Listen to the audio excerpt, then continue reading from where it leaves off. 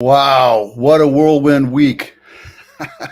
I You probably didn't notice that I was gone for a week. I went to Tennessee, Knoxville, Tennessee of all places. My parents live in Knoxville. They've lived there for the last 5 or 6 years, 4 or 5 years, and I brought the kids out to let them see their grandparents. And we went to where Dollywood is. We didn't go to Dollywood. We went to something called Gatlinburg, which a friend of mine went to Gatlinburg right after I went there, which is cool. Did some go-kart racing and saw some really cheesy dinosaur thing. And um, yeah, but here, look, three things you need to know about the real estate market right now in Silicon Valley. It's crazy. It is such a crazy world right now. I don't know what's going on. I have no idea. I mean, how can I tell you what I want to show except for rates are crazy high. We're almost at 8%. I know Hector's going to jump on and say, everything's good. Here's the thing. 8% makes $1 million house very unaffordable, right? Houses are 5 times more expensive based on your income than it was back in the 70s. In the 70s and 80s, we saw hyperinflation. You were making $24,000-$30,000 a year, and the house cost $100,000. Now it's $1 million, and you're still making, on average, in a typical U.S., I think it's like 60,000. So I mean, it's 5 times more expensive. It's sometimes places like here 10 times more expensive. It's crazy. So how do you justify buying a house? Well, I see people renting all the time. Here's the thing, right? When you rent, you have no control over where you live. I mean, you do, but you don't, right? You might buy a house and then you might find out the landlord's a psycho. And then you might find out that the landlord's unwilling to do anything to do fix ups or any kind of improvements or what have you. And they might evict you. They're going to increase their rent. They're going to, make it really difficult. And then what happens if, hey, I'm deciding to sell my house, you need to move in 60 days, right? It sucks, and you have no control over that. And then on top of it, let me get to this real quick here. On top of that, when you buy a house, you become economically locked into that house, especially in California, because we have Proposition 13. And guys, again, that's coming up on the chopping block. Vote no on that Proposition 13 thing. Whatever it is, it's bad news for everybody. Okay, Proposition 13 promises us homeowners and renters and strip mall owners and Subway franchisees that your property tax will only increase 2% max every year. Out in Texas, it was going up 40 and 50% because a house that you bought back in the 70s for $150,000 went up to 200. Now it's worth 400, and you have to pay taxes on that. There's homestead laws, all sorts of stuff once you turn 55 or 65, depending on the state. I can't advise you on that, but at the end of the day, that's one bastion for California. It's one positive thing for California. And yes, I know buying $1 million or $2 million house sucks, but think of it this way. In 10, 15 years, it could possibly double, right? I mean, it does. Sans a crash or whatever. Well, if you don't, I'm going to wait for the market to crash. Great. Wait. Then you can line up with everybody else and you can compete against 40 other buyers to buy that same house. Good luck with that, right? I know this sucks and it's a predicament. There's so much press being written about it right now. Right here, we're going to talk about that in a second. Low inventory rate, high mortgage rates, high prices have put a housing market into a state of unaffordability, right? It's true. It's unaffordable. It's unsustainable, yet we're still seeing houses sell for over list price, massively over list price, right? Now, there's a strategy behind that. I understand that. Let me see if I can get into this so you can see my face a little bit more. It's not going to get better, right? Yes, the market might crash. And if the market crashes, the housing market might come down. But how much? 20, 30%? Again, you're lining yourself up with everybody else. So, I have people that are wanting to buy right now, and it's going to suck for the next couple months or years. And I know I have a friend, Hector, always talks about 3-2-1. I don't think that's the best thing. I'd love to have a debate about the 3-2-1 mortgage and talk about it, because I don't think that that's a safe bet right now. Because I think rates are going to stay high for a lot longer than 3-2-1 years. But don't listen to me. I'm not the expert, right? Yes, our equity climbs, right? I'm a homeowner. I have my house. This house right here is paid for. I am economically locked in. So I see my property taxes go up every year, but not crazy like it is in Texas or Florida or Missouri or wherever. Investors are out of the market right now. So, guys, if you're thinking about, I know it sucks, right? You're kind of in a quandary. The market's going to crash. You might lose value on a house, but you also have the opportunity to buy a house at your command, right? Yeah, you're going to be paying 7 or 8%, but you can come back to the seller and say, "Hey, Mr. Seller, I want you to give me a couple points to make this thing work and make it more equitable for me. Let's bring this thing down to 5.5% so that I can afford it. You pay the points, and we'll close this thing and keep it as smooth as possible," right?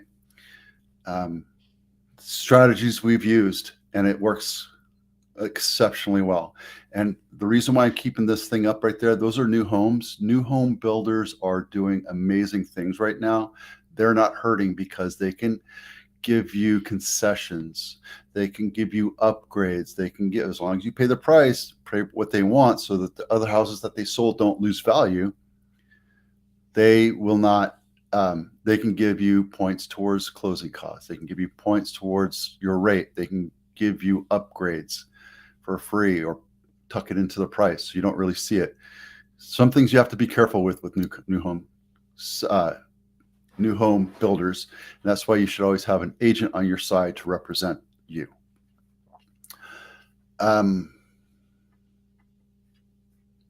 This one talks about a correction.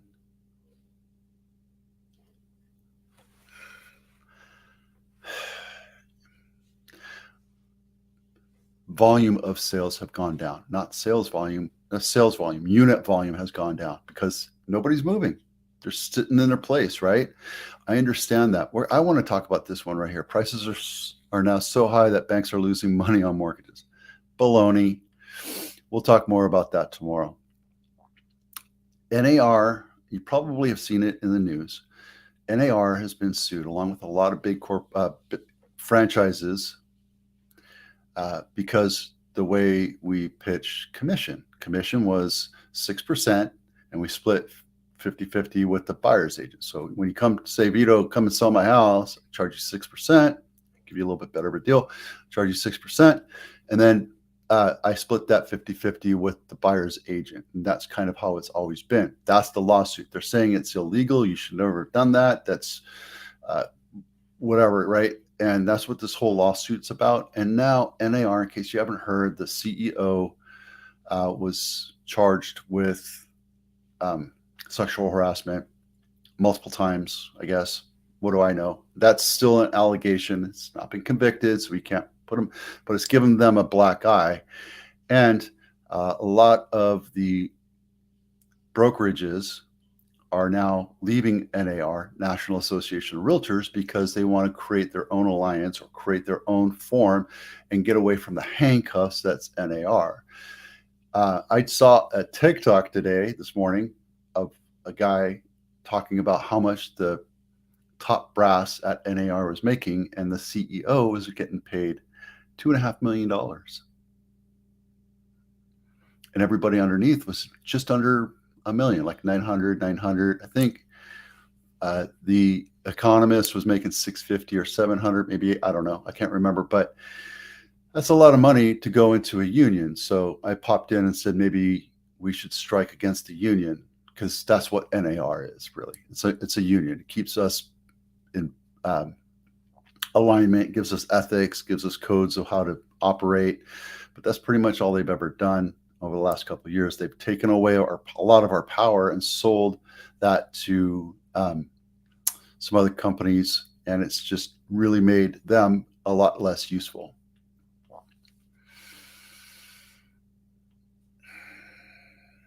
Is NAR going to survive? I don't know. With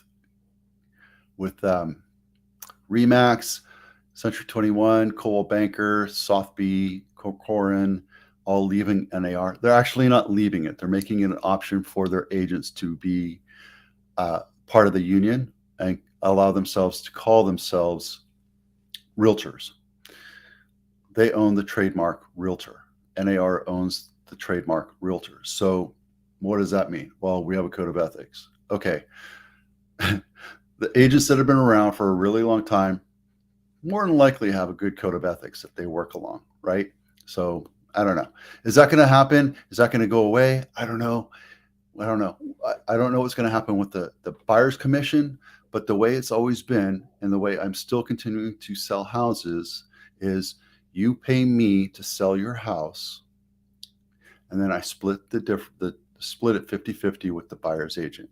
You can absolutely say, Vito, I'm not going to pay the buyer's commission, and that might hurt you, right? I can't tell you what the future is going to say because some things are happening, but I can tell you that if you're working with buyers and buyers that are going to buy houses in the next couple of years, it's going to hurt them because they're going to further have to come out of pocket to have to pay the agent and the broker for their services to represent them.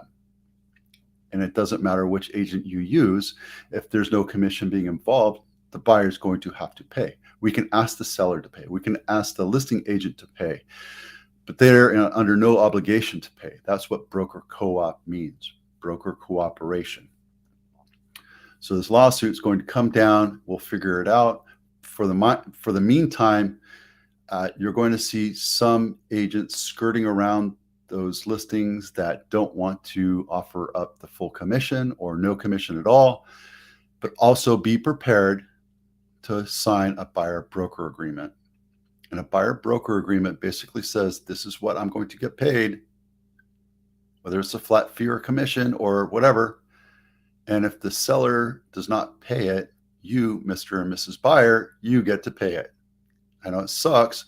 That's just when these class action lawsuits happen, the only people that make out are the lawyers. Just so you know. So I'm not a big fan of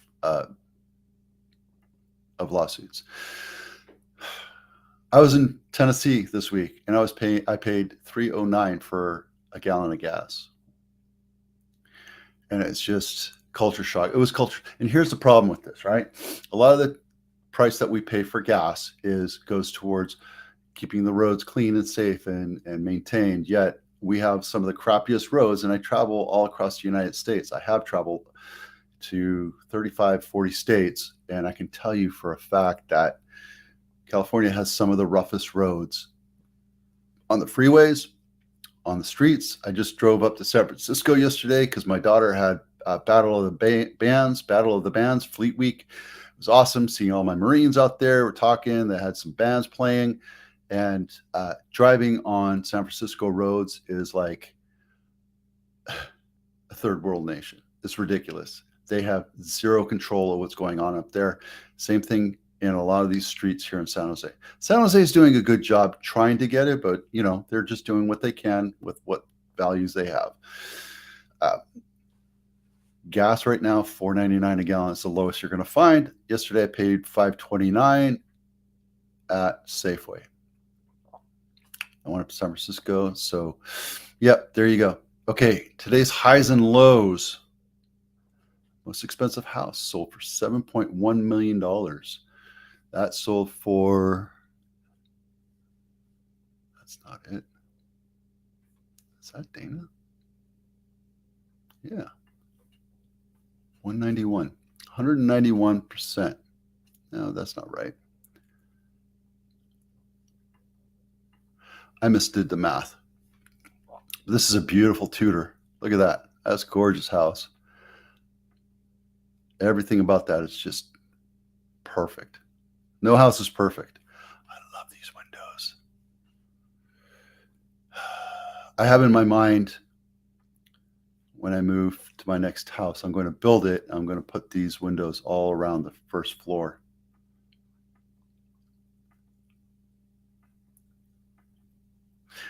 That's my mind. I'm telling you. Um, this is a beautiful house. Okay, the lowest house that sold is in Gilroy, Church Street, 131 years old, 123 years old, 936 square foot. No picture, but sold for 725. Took zero. Oh, look, he double ended it. Let's go to full. I don't know why that popped. Okay. The biggest list price to sales price ratio 1.1 to $2 million, 2-bedroom, 1 bath, $2 million for a 2-bedroom house in Sunnyvale. That's crazy, guys. 4 days to sell. But what happened was this thing should have been listed around 1.6, 1.7, but it sold for, yeah, that one was 191%. So there you go. My numbers are a little bit off. Okay, and then Casablanca, Saratoga is the lowest list price to sales price ratio, which is this beautiful thing right here, 84% of list price. Looks like they tore it down and built it back up. Everything looks brand spanking new, the lighting. So I can tell you that this was more than likely a flip. I have that pantry door.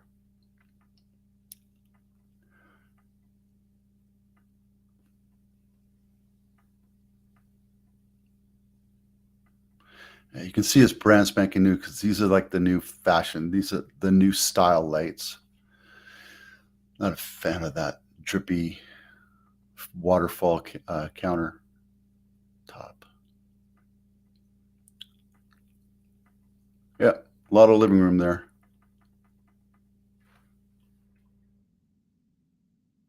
All right, so there you go. But still sold for $3 million.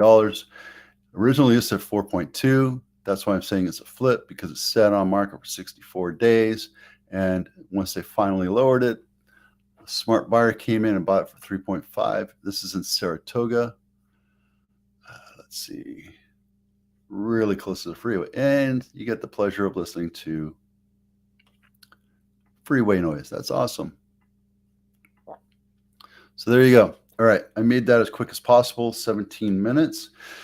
I'm Vito with Abitano. Today we talked about the mortgage rates going crazy. The housing market is stuck. More brokerages are leaving NAR, and I don't know if we're going to have this correction. I just don't have I have a problem with that article. I'm Vito with Abitano. We'll see you out there. Thanks for watching.